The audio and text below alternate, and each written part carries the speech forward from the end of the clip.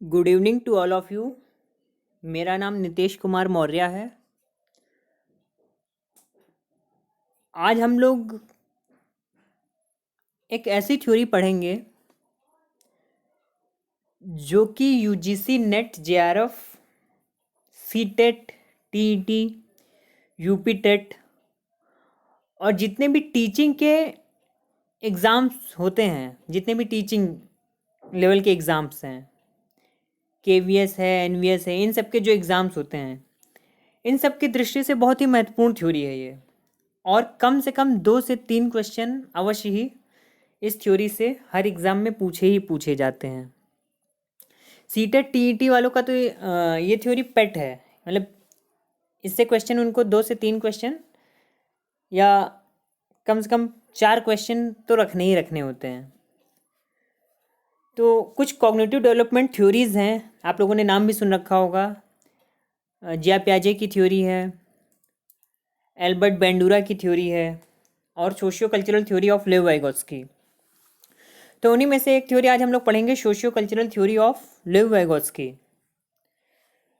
तो लेव वाइगोत्स्की एक रशियन साइकोलॉजिस्ट थे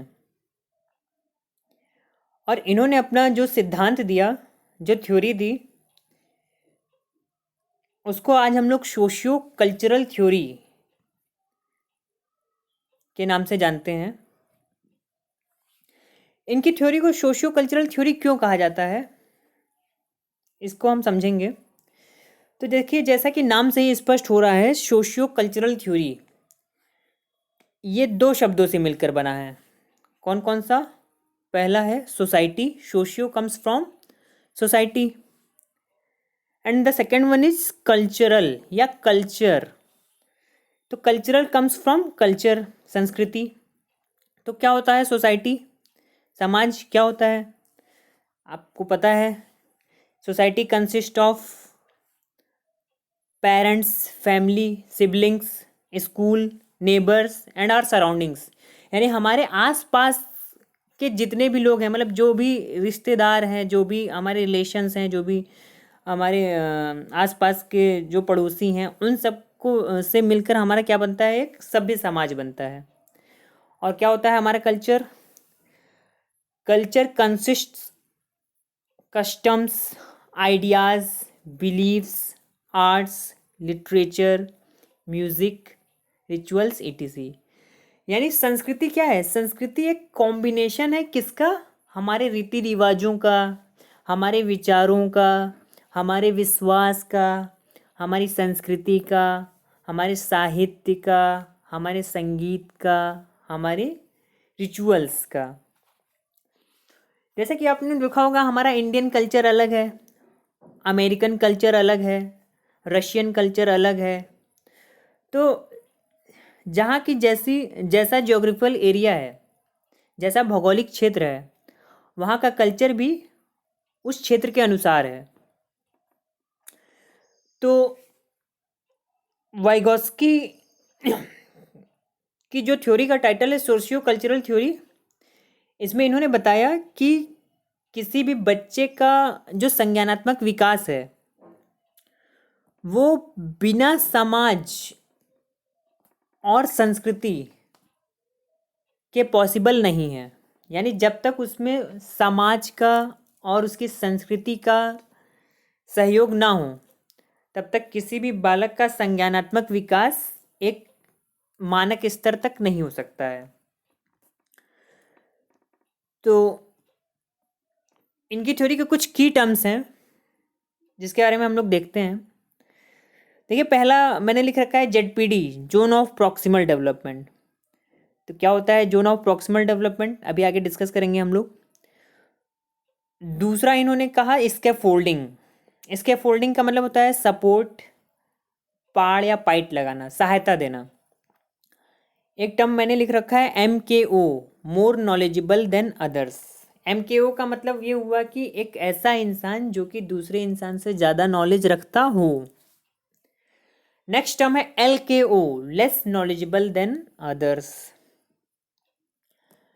अब हम लोग बात करेंगे कि जेडपीडी क्या होता है, what is zone of proximal development. तो जोन ऑफ प्रॉक्सिमल डेवलपमेंट या संभावित विकास का क्षेत्र, इसको हिंदी में बोलते हैं संभावित विकास का क्षेत्र। तो जोन ऑफ प्रॉक्सिमल डेवलपमेंट मैंने लिख रखा है potential level minus current level, यानी ZPD equal to PL minus CL। तो क्या मतलब है इसका? तो ZPD equal to PL minus CL, तो इसका मतलब ये है PL जो है हमारा करंट लेवल, सॉरी PL जो हमारा है पोटेंशियल लेवल, पोटेंशियल लेवल। अब पोटेंशियल लेवल क्या होता है? पोटेंशियल लेवल वो लेवल होता है जिसको बच्चा किसी की हेल्प अथवा स्कैफोल्डिंग अथवा सहायता से प्राप्त करता है। करंट लेवल क्या है? करंट लेवल आपका होता है बच्चे का वर्तमान नॉलेज लेवल, यानी कि बच्चे का एंटरिंग बिहेवियर जिसको हम लोग बोलते हैं, और पोटेंशियल लेवल को हम लोग बोल सकते हैं टर्मिनल बिहेवियर। तो वाइगोस्की ने यही कहा कि जो ZPD है वो डिफरेंस है पोटेंशियल लेवल और करंट लेवल के बीच का। तो इसको हम लोग एक एग्जाम्पल के थ्रू समझते हैं, एक उदाहरण के द्वारा समझते हैं। मान लीजिए अभी जैसे हम लोग वाइगोस्की की थ्योरी पढ़ रहे हैं। अब इस थ्योरी को पढ़ने से पहले मान लीजिए अभी मैंने आपको ये थ्योरी नहीं पढ़ाई है, तब मैं अगर आपका इस थ्योरी से रिलेटेड टेस्ट लूँ 10 मार्क्स का, तो मोस्ट प्रोबेबल चांसेस हैं कि आपके 10 में से 2 और 3 मार्क्स आएँ। क्यों? क्योंकि अभी आपको इनकी थ्योरी के बारे में कुछ भी पता नहीं है, यानी कि ये जो 2 और 3 मार्क्स हैं ये आपका क्या है? Current level. 2 और 3 मार्क्स जो है आपका करंट लेवल, मान लिया 2 मार्क्स।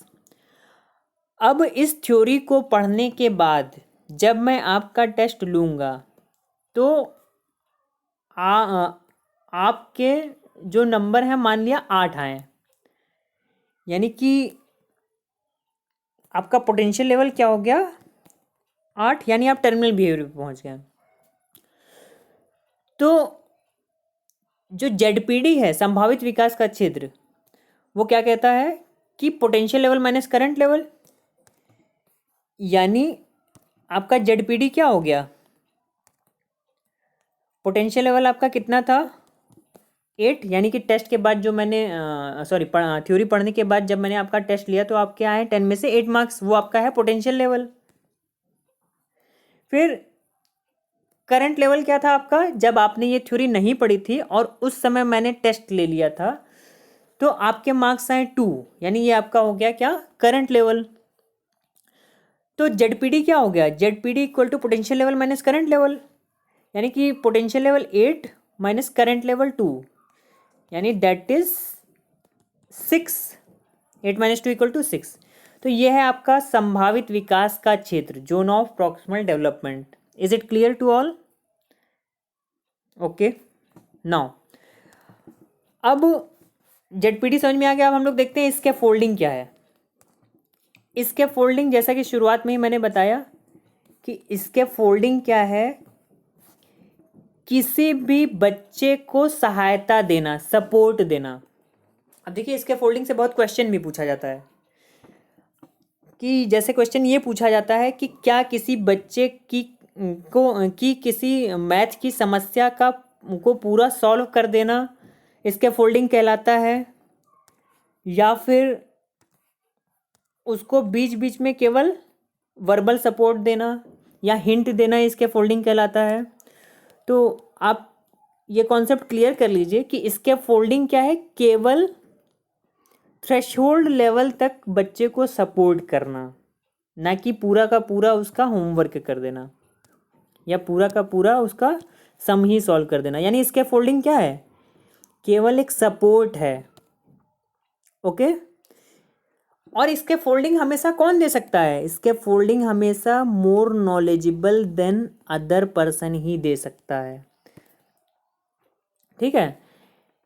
इसके फोल्डिंग हमेशा वही दे सकता है जो कि लेस नॉलेजेबल देन अदर्स से ज़्यादा नॉलेज रखता होगा, यानी उस बच्चे के नॉलेज लेवल से ज़्यादा नॉलेज रखने वाला व्यक्ति ही क्या कर सकता है?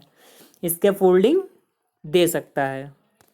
ओके, तो अब देखिए एक मैं फिगर ड्रॉ करने जा रहा हूँ। वाइगोत्स्की ने कहा कि देखिए बच्चे का एक जोन होता है आई कैन डू, यानी कि एक ऐसा जोन बच्चे का ये है जिसमें बच्चा कोई भी काम बिना किसी के मदद के आसानी से कर सकता है, उसे किसी की हेल्प की ज़रूरत नहीं है। और एक जोन बच्चे का ये होता है जिसमें वो कोई भी काम कर तो सकता है लेकिन किसी के हेल्प के द्वारा, help of others, I can do with the help of others. यानी एक जोन बच्चे का ये होता है जिसमें वो टर्मिनल बिहेवियर तक पहुंच जा तो सकता है लेकिन किसी न किसी की उसमें उसको हेल्प चाहिए, यानी इसके फोल्डिंग के बाद। अब एक जोन बच्चे का ऐसा होता है जिसमें कोई भी आ जाए, मतलब कोई भी का मतलब चाहे जितना भी नॉलेजेबल पर्सन आ जाए, बच्चे को चाहे जितना पढ़ा दे, बच्चा हाथ खड़े कर देता है। मतलब क्या कि बच्चा वो काम कर ही नहीं सकता है क्योंकि वो उसकी मैच्योरिटी लेवल से बाहर का जोन होता है। इसको एक एग्जांपल के थ्रू समझिए। जैसे मान लीजिए कक्षा 5 के बच्चे को अगर आप ट्रिग्नोमेट्री का सम्स दें, जो कि क्लास 9th या 10th में बच्चों को पढ़ाई जाती है, तो क्या वो सम्स को सॉल्व कर पाएगा? नहीं कर पाएगा। क्यों? क्योंकि वो उसके मैच्योरिटी लेवल से हायर लेवल का क्वेश्चन है, उसका अभी तक इतना कॉग्निटिव डेवलपमेंट बच्चे का हुआ ही नहीं है। तो जब कॉग्निटिव डेवलपमेंट नहीं हुआ है, मैच्योरिटी नहीं है, तो वो आप चाहे उसको कोई भी घुट्टी पिला दीजिए, चाहे जितना भी हेल्प कर दीजिए, वो सम्स ट्रिग्नोमेट्री के नहीं कर सकता है। तो ये जोन होता है बच्चे का आई कांट डू। तो इज इट क्लियर नाउ?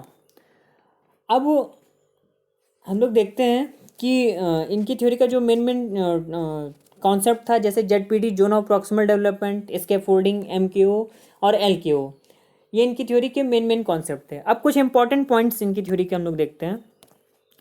पहला इंपॉर्टेंट पॉइंट है, जैसे कि इन्होंने कहा था कि बच्चे में जो लैंग्वेज है, मतलब भाषा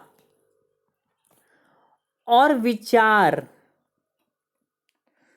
2 साल तक पैरेलली डेवलप होते हैं, मतलब समानांतर रूप से एक साथ डेवलप होते हैं बच्चे के भाषा और विचार, और 2 सालों के बाद वे आपस में मिल जाते हैं।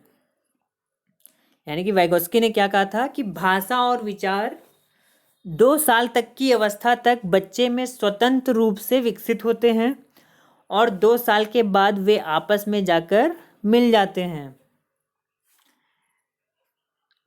एक तो ये मेन बात इन्होंने कही। दूसरा इन्होंने कहा कि बच्चा खुद से बातें करता है। आप लोगों ने भी देखा होगा छोटे बच्चे जो हैं कि खुद से बात करना बहुत अच्छा लगता है उन्हें, खुद ही अपने मन ही मन कुछ ना कुछ बात करते रहते हैं। उसको उसको वाइगोत्स्की ने क्या कहा? Private speech. प्राइवेट स्पीच यानी निजी संभाषण, मतलब बच्चे जो अपने आप में ही बात करते हैं, उसको वाइगोत्स्की ने क्या कहा? निजी संभाषण। और इन्होंने ये भी कहा कि जो बच्चा खुद से जितना ज़्यादा निजी संभाषण करता है, वो आगे चलकर उतना ही ज़्यादा उसके डॉक्टर, इंजीनियर बनने के चांसेस होते हैं, उसका कॉग्निटिव डेवलपमेंट उतना ही ज़्यादा होता है। तो वाइगोत्स्की ने ये बात कही कि बच्चे प्राइवेट स्पीच करते हैं। इसी को इन्होंने इनर स्पीच भी कह रखा है। तो वाइगोत्स्की का जो प्राइवेट स्पीच है वो प्याजे के ईगोसेंट्रिक स्पीच के ही बराबर है। ये याद रखिएगा, पूछा जाता है कभी कभी। ईगोसेंट्रिक स्पीच ऑफ प्याजे, प्याजे के ईगोसेंट्रिक स्पीच के जैसा। तो अगला इन्होंने क्या बताया कि बच्चे जितना ज़्यादा अपने सोसाइटी में घुलेंगे मिलेंगे उतना ही ज़्यादा उनका कम्युनिकेशन अच्छा होगा और उतना ही ज़्यादा वो एक्सट्रोवर्ट होंगे। अगली बात इन्होंने क्या कही कि सॉरी एक बात इन्होंने कही कि जो जैसा कि प्याजे ने कहा था कि बच्चे के कॉग्निटिव डेवलपमेंट में सोसाइटी का लैंग्वेज का कोई भी इम्पोर्टेंट रोल नहीं होता, मतलब language and society doesn't play any important role. But Vygotsky इनके विचार से सहमत नहीं थे। इन्होंने कहा कि नहीं, बालक के संज्ञानात्मक विकास में भाषा का, समाज का, संस्कृति का बहुत ही महत्वपूर्ण स्थान है। अब एक लास्ट चीज़ आपको यहाँ पर और जानने की ज़रूरत है। वाइगोस्की को फादर ऑफ कंस्ट्रक्टिविज्म भी कहा जाता है, संरचनावाद के जनक। तो इस तरीके से हमने देखा कि लेव वाइगोस्की की जो थ्योरी है, इन्होंने अपनी थ्योरी में इस बात को बताया कि बच्चे किस तरीके से, बच्चों का जो है संज्ञानात्मक विकास होता है और कैसे वो चीज़ों को, कॉन्सेप्ट को डेवलप करते हैं।